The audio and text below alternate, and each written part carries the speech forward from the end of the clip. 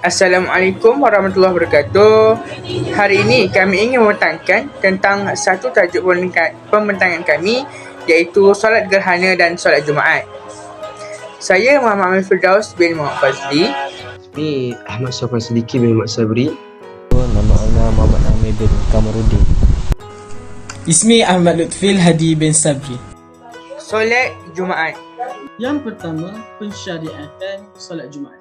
Solat Jumaat telah disyariatkan oleh Allah Subhanahu Wa Taala dan ianya adalah antara beberapa kelebihan yang dikurniakan khusus hanya kepada umat Nabi Muhammad sallallahu alaihi wasallam sahaja, supaya kita mendapat kemuliaan hari Jumaat tersebut.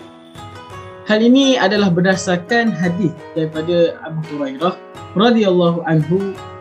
Beliau mendengar Rasulullah sallallahu alaihi wasallam bersabda, yang bermaksud kita adalah umat yang terakhir yang lahir ke dunia ini dan umat yang terdahulu menikmati kelebihan ganjaran dan masuk ke syurga pada hari kiamat, walaupun mereka, yakni umat terdahulu, diberikan kitab syariat samawi sebelum kita. Hari Jumaat ialah hari yang telah difardukan ke atas mereka untuk mendapatkan diri kepada Allah, tetapi mereka telah mempertikaikannya. Lalu Allah Subhanahu Wa Taala telah memberi petunjuk kepada kita, sedangkan mereka menerima hari-hari berikutnya, iaitu Yahudi pada hari Sabtu dan Nasrani pula pada hari Ahad, atau kama qala Rasulullah SAW, riwayat Al-Bukhari dan Muslim. Seterusnya adalah dalil pensyariatan solat Jumaat.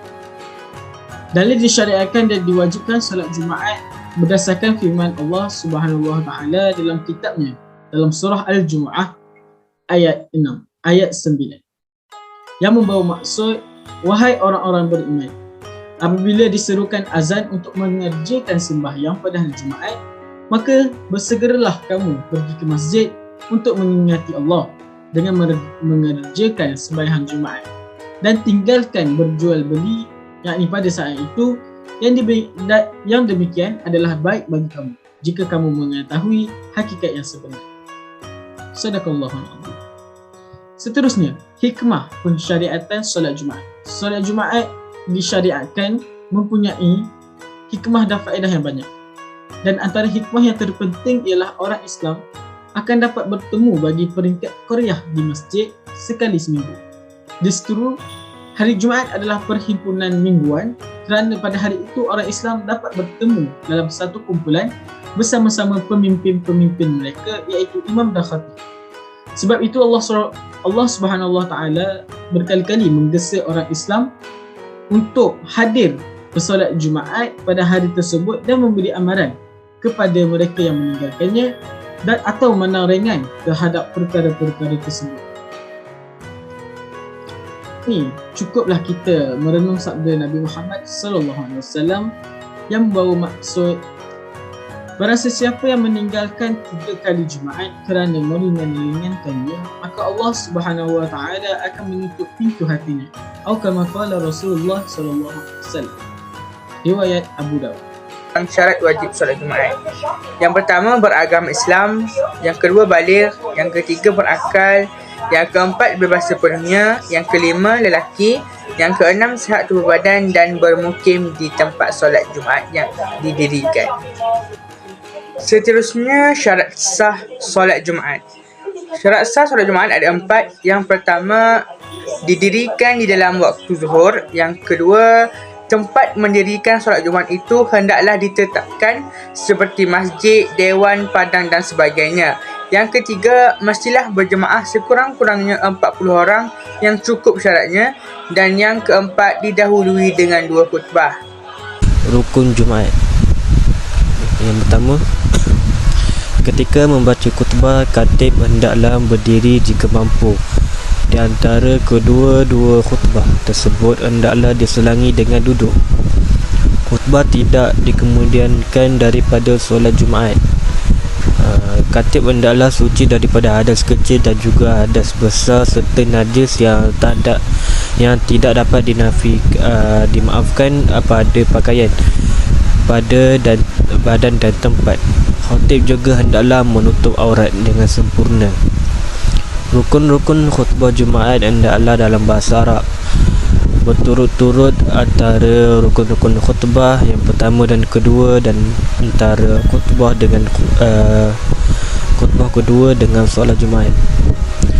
Rukun dua khutbah hendaklah didengar 4 orang jemaah yang memenuhi syarat-syarat wajib solat Jumaat.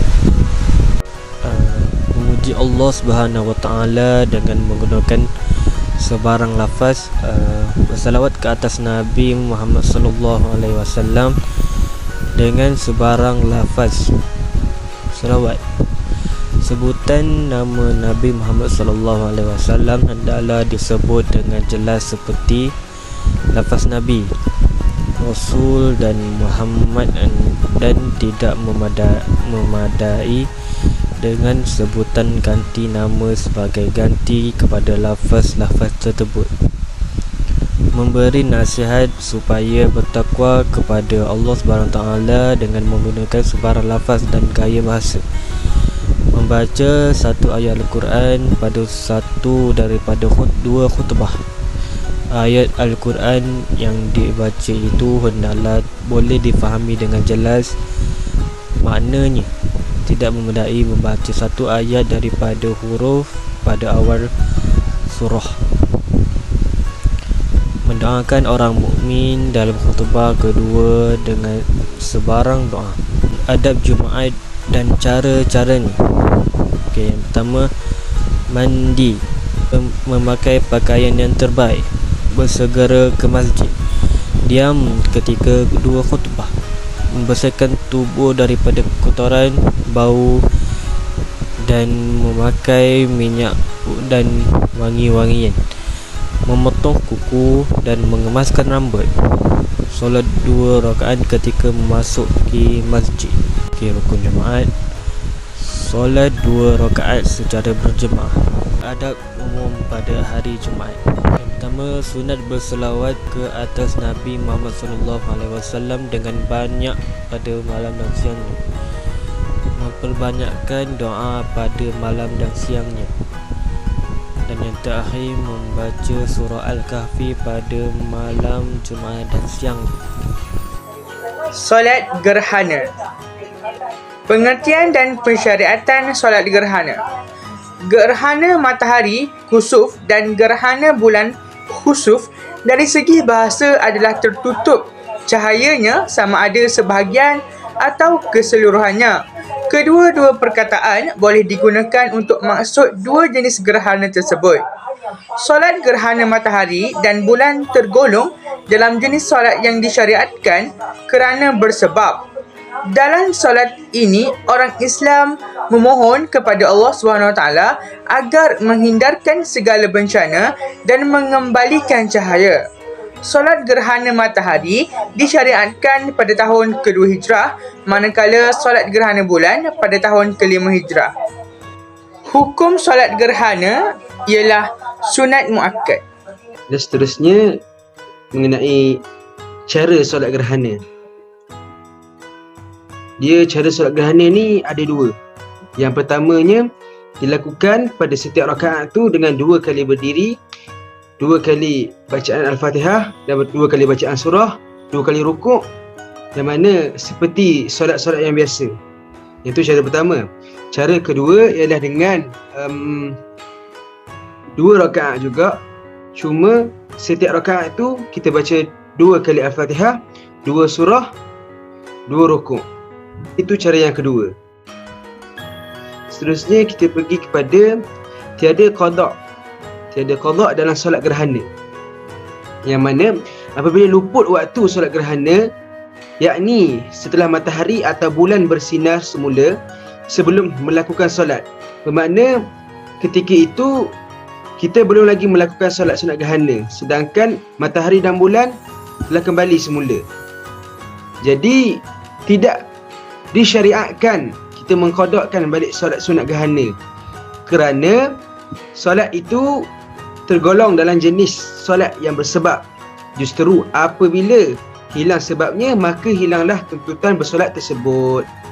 Dan yang terakhir ialah mandi solat gerhana. Seseorang yang hendak melakukan solat sunat gerhana, sunat mandi sebagaimana mandi untuk bersolat Jumaat. Ini kerana solat gerhana sama keadaannya dengan solat Jumaat dari segi perhimpunan ramai dan suruhan berjemaah. Jadi sekadar itu saja daripada kami. Wallahualam. Assalamualaikum warahmatullahi wabarakatuh.